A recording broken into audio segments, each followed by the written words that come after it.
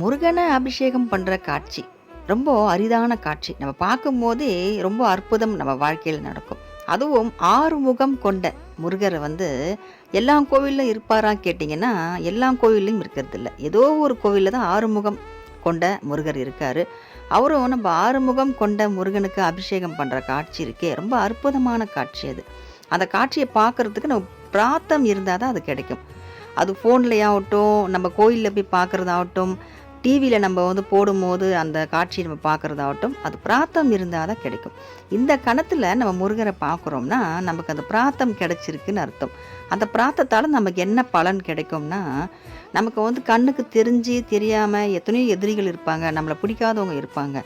நமக்கு பிடிக்காதவங்க நம்மளை கெடுதல் நமக்கு நினச்சாலும் சரி, என்ன கெடுதல் செஞ்சாலும் சரி, அது அவங்கக்கிட்டேயே திரும்பி போயிடும். என்ன வேணாலும் பண்ணலாம். இவங்க நல்லா இருக்கக்கூடாதுன்னு சொல்லிட்டு என்னென்னவோ பண்ணுறாங்க. மாந்திரிகம் பண்ணுறாங்க, பில்லி சூனி ஏவல் என்னென்னவோ பண்ணிகிட்ருக்காங்க. என்ன வேணாலும் பண்ணட்டும். எதுவாக இருந்தாலும் முருகன் முன்னாடி நிற்க முடியாது. அதுவும் இந்த அபிஷேக காட்சி நம்ம பார்க்கும்போது நம்மளை விட்டு எல்லாமே விலகிடும். ஏதோ ஒரு முன் ஜென்மத்தில் பாவம் இருந்தாலும் சரி, யாராவது ஏதாவது ஒரு தோஷம் இருந்தாலும் சரி, எல்லாமே நமக்கு நிவர்த்தி ஆகிடும்.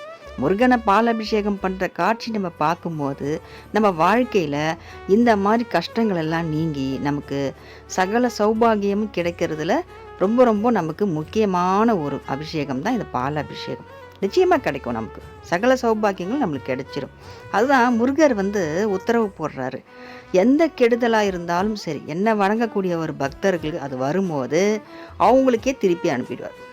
யாருன்னா நம்மளை ஏதாவது கெட்டது நினச்சாங்கன்னா அதை அவங்களுக்கே பழிக்கட்டும்னு அவங்களுக்கே திருப்பி அனுப்பிடுறாரு.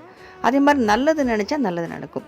நம்மளை நல்லா இருக்கக்கூடாதுன்னு நினச்சாங்கன்னா அவங்க நல்லா இருக்க போயிடுவாங்க, நல்லாவே இருக்க மாட்டாங்க. திருப்பி அவங்கக்கிட்டேயே அனுப்பி விட்றாரு. எதுவாக இருந்தாலும் சரி, அவங்க செஞ்சது அவங்கக்கிட்டேயே போய் சேரும். அவங்க பண்ணுறது அவங்களுக்கு போய் சேரும். நமக்கு முருகனை பார்க்குற இந்த கணத்தில் இருந்து நம்ம வாழ்க்கை சிறப்பாகும். நமக்கு இருக்க எந்த தோஷமாக இருந்தாலும் கழிஞ்சு நம்ம வாழ்க்கை இனிமேல் எந்த ஒரு கஷ்டமும் நஷ்டமும் இல்லாமல் நம்ம சௌபாகியமாக வாழ்கிறதுல எந்த சந்தேகமும் கிடையாது. வெற்றிவேல் முருகனுக்கு அரோகரா.